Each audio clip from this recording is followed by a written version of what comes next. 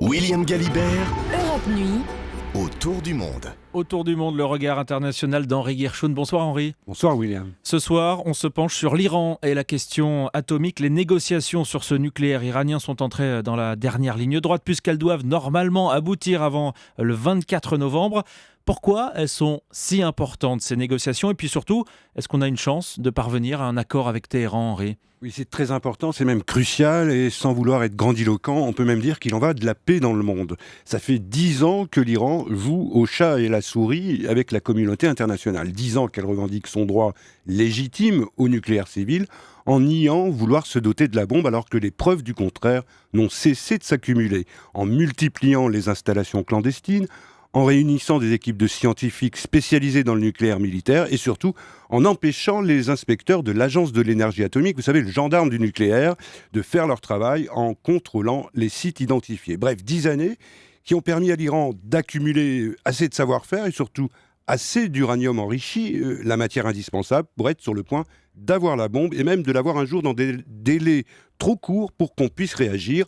Arrêter ce processus à temps, c'est tout l'enjeu des négociations. Alors on connaît un des arguments récurrents de Téhéran, c'est de dire pourquoi pas nous, puisque d'autres pays ont la bombe, comme l'Inde, le Pakistan par exemple.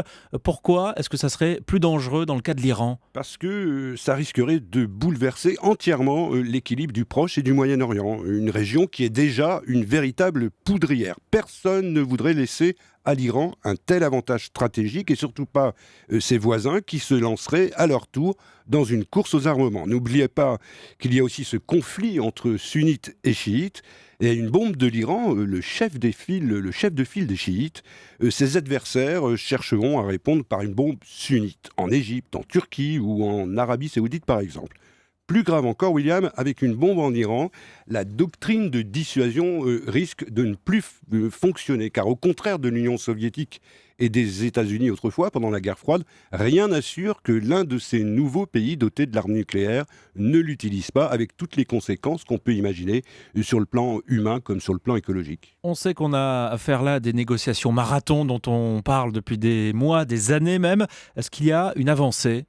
C'est difficile à dire. Ce sont des discussions très complexes, très techniques et surtout très secrètes, avec aussi pas mal d'intoxication de part et d'autre. Il y a quelques jours, le chef des négociateurs américains, elle s'appelle Wendy Sherman, a parlé de progrès impressionnants, mais quand on lui a demandé sur quoi, elle a refusé de répondre, en disant simplement que les négociations, c'est comme les champignons, ça pousse mieux dans le noir.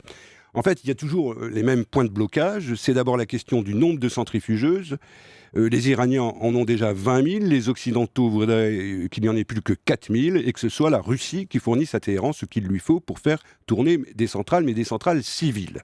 Il y a aussi la question des sanctions internationales qui frappent l'Iran. Depuis un an, pour faciliter la discussion, certaines d'entre elles ont été suspendues en échange d'un gel du programme iranien. L'Iran voudrait maintenant une levée totale et immédiate de ces sanctions qui ruinent son économie, mais ses interlocuteurs estiment toujours qu'ils n'ont pas assez de garanties. Et on en est là, ça avance parfois sur un sujet, mais ça recule sur un autre.